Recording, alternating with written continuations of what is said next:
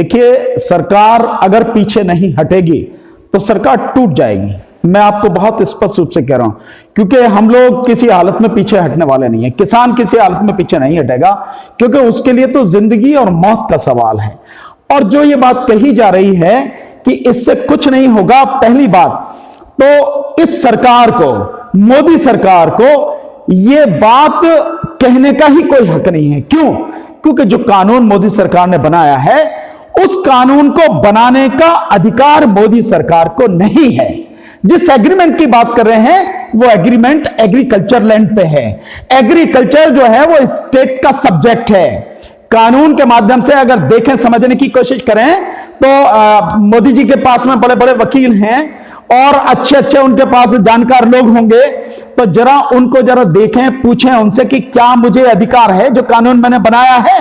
और मैं जानता हूं कि मोदी जी जिस तरह की जो दादागिरी दिखा रहे हैं, जिस तरह से लगातार अपनी तानाशाही दिखा रहे हैं कि मुझे जो ठीक लगेगा मुझे कर देना है, बाकी जाओ भाड़ में, क्योंकि मैं जहां भी चाहूंगा, जैसे चाहूंगा, अपनी ताकत के दम पर सारा चीज जो उसको करा लूंगा। कानून का अधिकार इसलिए नहीं है कि संविधान में जो 7वीं अनुसूची है, 7th शेड्यूल है, उस 7वीं अनुसूची में 3 लिस्टें दी गई हैं।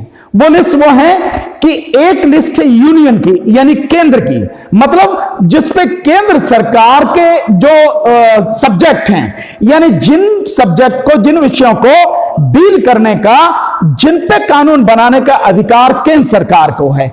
एक विषय तो वो है जिसमें 97 विषय आते हैं, 97 जो विषय आते हैं, वो एक लिस्ट वो है।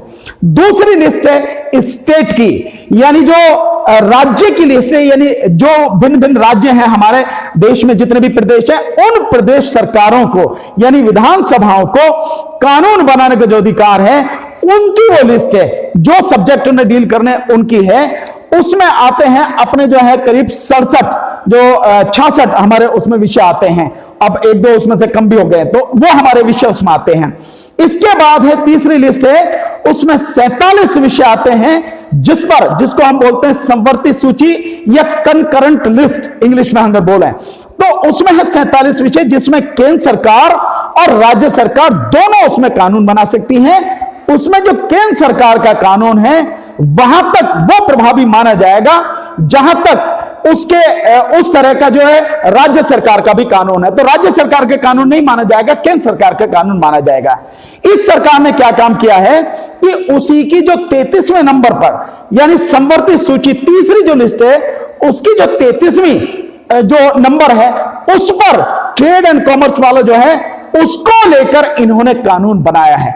अब इनसे ये पूछो आप कि ट्रेड एंड कॉमर्स की बात नहीं है, एग्रीमेंट है एग्रीकल्चर लैंड का, व्यापारी के और किसान के बीच का एग्रीमेंट है। उसकी एग्रीकल्चर लैंड पर क्या फसल बोएगी, क्या उसकी कीमत होगी, किस तरह की क्वालिटी और किस तरह के ग्रेड और किस तरह की वो फसल उगाई जाएगी, ये उसमें तय होगा।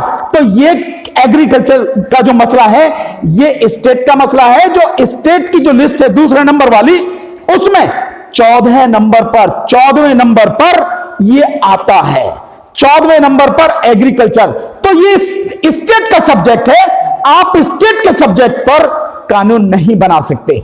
एक और जो स्थिति है, आप कह रहे हैं जो ट्रेड एंड कॉमर्स करके आपने जो है वो मंडी समिति के बराबर में आपने प्राइवेट मंडी की जो बात करें, वो भी मसला 28वें नंबर पर मार्केटिंग का है। या उसी की तो बात कर रहे हैं जो किसान की फसल की मार्केटिंग है, वो एपीएमसी जैसे मंडी स्टेट का है, वो स्टेट का मामला है। आपका तो मसला ही नहीं है। जिस तरह की कोशिश ये कर रहे हैं मोदी जी, जो बार बार बता रहे हैं, इनको ये होना चाहिए कि पहले तो जो चीज तुम्हारे अधिकार की है ही नहीं, जिस पर तुम कुछ कर ही नहीं सकते, वहां तुम संविधान को धता बता के, संविधान को एक साइड में करके एक तरह की तानाशाही जो आप दिखा रहे हैं और कानून बना रहे हैं, वो अधिकार आपको नहीं है। दूसरी बात, आप बार बार ये कह रहे हैं कि इससे भला होगा। हम यही जानना चाहते हैं कि इससे भला कैसे होगा, क्योंकि आपने अपने आप को पूरी तरह से अलग कर लिया। जब सारा कुछ व्यापारी के और किसान के बीच में ही हो जाएगा, आप कहां हो? तो आपकी एमएसपी का मतलब क्या है? जिस एमएसपी की आप बात कर रहे हो, हालांकि एमएसपी आप दे ही नहीं, फिर भी आपकी बात ही कहां रहेगी एमएसपी की, और आप बड़े मजे से हो जाओगे। आप कहोगे भाई ये तुम्हारे और व्यापारी के बीच का मसला है, मैं तो इसमें कुछ नहीं कर सकता, क्योंकि आपने कानून बना दिया। तो जब व्यापारी का उसके बीच में हो गया मसला, ये वही पुराना हो जाएगा जब आजादी से पहले साहूकार होते थे, जमींदार होते थे, किसान को उसको जरूरत पड़ी उसको दे दिया, कुछ पैसा दे दिया, वो बढ़ते बढ़ते बेचारा थोड़ा ज्यादा हो गया और मन मर्जी से उस पर जो है ब्याज लगा लेते थे। होता यह था कि लिए तो 50 रुपए, वो 50 रुपए के 500 रुपए बन गए, 5000 रुपए बन गए।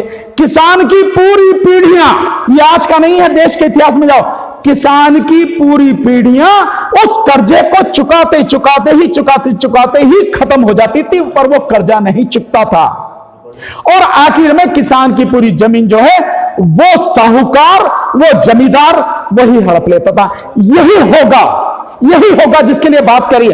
और जब किसान तबाह होगा तो किसान अपनी फसल पर, अपनी ही जमीन पर मजदूर बन गया, तो मजदूर तबाह हो गया, मजदूर पूरी तरह से तबाह हो गया। और फिर मैं कह रहा हूं कि जब सब कुछ पूरे देश में यही हो जाएगा, उद्योगपति और किसान के बीच में समझौता, तो जो अनाज चाहिए गरीबों के लिए, जो सरकार ने फूड सिक्योरिटी बिल जो बनाया 2013 में, जो आज भी लगातार लागू है, जिसके तहत सरकार आज भी 5 किलो अनाज, 80 करोड़ लोगों को 5 किलो अनाज, 1 किलो चना दे रही है, उसके लिए अनाज कहां से लाओगे? जो मनरेगा के तहत आप वो करते हैं उसके लिए कहां से व्यवस्था करोगे? जो गरीब बच्चे हैं उन गरीब बच्चों को मिड डे मील दिया जाता, 12 करोड़ बच्चे हैं इस देश में गरीब जिनको मिड डे मील दिया जाता, उनके लिए खाना कहां से लाओगे? और जब कभी अकाल की स्थिति आ गई या और बुरी स्थिति आ गई, प्राकृतिक आपदा इतनी भयानक आ गई, तब कहां से लाओगे? उसके लिए अनाज कहां से लाओगे? तो सरकार इस अकेले इस एक्ट के माध्यम से इस देश को पूरे को तबाह करना चाहती है, अपने आप को इन सारी चीजों से अलग करके चंद उद्योगपतियों के हाथ में इस पूरे देश को उनकी चौखट पर गिरवे रखना चाह रही है, इसलिए देश का बेड़ा गर्क हो जाएगा। ठीक है सर, अब ये पूरे मसलों को देखते हुए जो है, अब ये जो पूरा मसला है वो सुप्रीम कोर्ट में पहुंच चुका है, बातचीत चल रही है कि एक समिति बना दिया जाएगा। तो सर सवाल यहां पर ये उठ रहा है कि क्या सुप्रीम कोर्ट से जो किसान है उनको उम्मीदें रखनी चाहिए या नहीं रखनी चाहिए, या फिर इसमें भी केंद्र सरकार की कोई साजिश है? नहीं, मैं नहीं समझता कि सुप्रीम कोर्ट से किसी तरह की उम्मीद किसी को रखनी चाहिए, बल्कि मैं तो इससे भी आगे बढ़ के बार बार ये कह रहा हूं कि अगर सुप्रीम कोर्ट हमारे खिलाफ भी फैसला करे तो करती रहे, लागू करवा लेना फैसले को।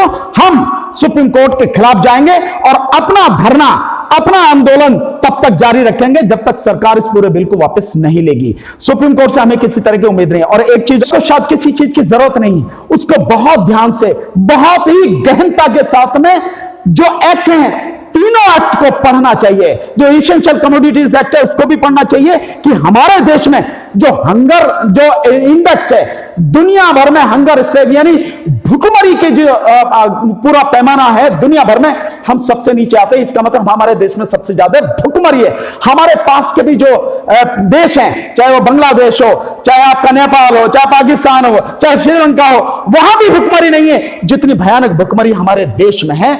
40 करोड़ लोगों को 2 वक्त की रोटी नहीं मिलती। सरकार भी आज की तारीख में 80 करोड़ लोगों को 5 किलो अनाज और 1 किलो चना दे रही है ना, ये एक्सेप्ट कर रही है।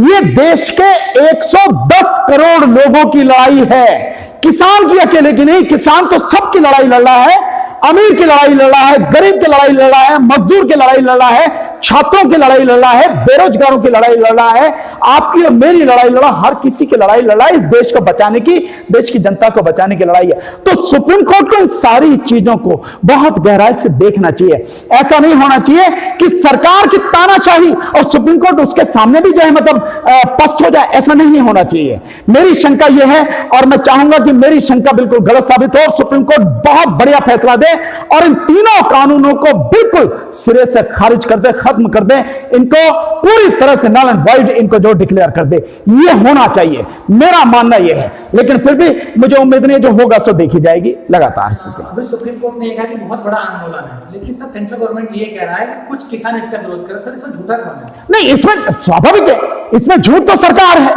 सरकार इस बात को झूठ बोल रही है। सरकार जो, देखिए, सरकार को अंदर से मालूम है कि यह बहुत बड़ा आंदोलन है, सरकार भी इस चीज को समझती है। लेकिन अगर इस बात को एक्सेप्ट कर लेगी मोदी सरकार, तो मोदी जी का जो अहंकार है ना, वो चकनाचूर हो जाएगा। जो ईगो उन्होंने पाल रखी है वो पूरी तरह से तहस-नहस हो जाएगी, और वो तहस-नहस हो जाएगा कि मोदी जी जो कर दे रहे हैं सब लोग सर झुका के मान ले रहे हैं, वो खत्म हो जाएगा।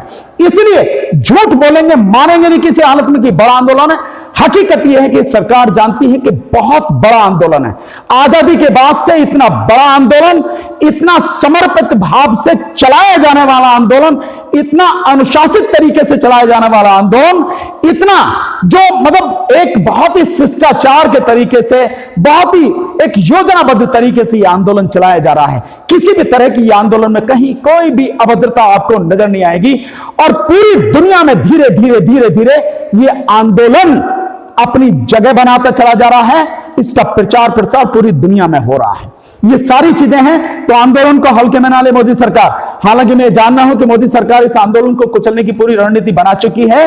इस आंदोलन को विशेषकर जो सिंघू बॉर्डर का जो आंदोलन है, उस आंदोलन को पूरी तरह से खत्म करने के लिए पूरी योजना बना चुकी है पैरामिलिट्री फोर्सेस का, और हो सका तो आर्मी का भी वो इस्तेमाल करेगी। किसी भी समय, रात के समय वो कार्रवाई कर सकती है। ये सारी की सारी इंफॉर्मेशन हम लोगों के पास लगातार आ रही है। और ये क्यों है, सिंघू बॉर्डर को ही टारगेट क्यों किया गया है? क्योंकि सिंघू बॉर्डर पर पंजाब के किसान भाई लगातार बहुत बड़ी संख्या में हैं, बहुत बड़ी संख्या में, और अगर उनको कुचल दिया गया, वहां से हटा दिया गया, तो ये माना जाएगा कि भाई पूरी तरह से ये आंदोलन खत्म हो गया, और फिर किसी भी व्यक्ति की आंदोलन करने की हिम्मत नहीं पड़ेगी अगर यहां का आंदोलन खत्म कर दिया गया। हो सकता है इसमें बड़ी मतलब हिंसा भी करे सरकार, कुछ भी हो सकता है जिस तरह की चीजें हो रही हैं। तो मेरा मानना यह है कि जिस तरह से कर रही है मेरी सरकार को, ये मैं आगाह भी करना चाहता हूं कि इस तरह का कोई कदम ना उठाए। इस तरह का कोई भी कदम देश के लिए बड़ा घातक सिद्ध होगा। बहुत सोच समझ के काम करे। तुम्हारी शानाशाही हम देख रहे हैं, दुनिया देख रही है, और पूरी दुनिया में जिस तरह से थू मोदी जी के लिए हो रही है, ऐसा आपसे पहले कभी नहीं हुआ। तो बहुत सोच समझ के कदम उठाना। ये केवल सिंघू बॉर्डर की बात नहीं है, ये पंजाब के किसान भाइयों की बात नहीं है, ये पूरे देश की बात है। पूरे देश को ये सारे, अगर कोई भी गलत कदम उठाया उसका परिणाम भुगतना पड़ेगा। इसलिए बहुत सोच समझकर कदम उठाया जाए। तो ये आंदोलन जो आप कह रहे हैं, सुप्रीम कोर्ट जानती है बहुत बड़ा आंदोलन है। ऐसा आंदोलन कभी हुआ नहीं आजादी के बाद।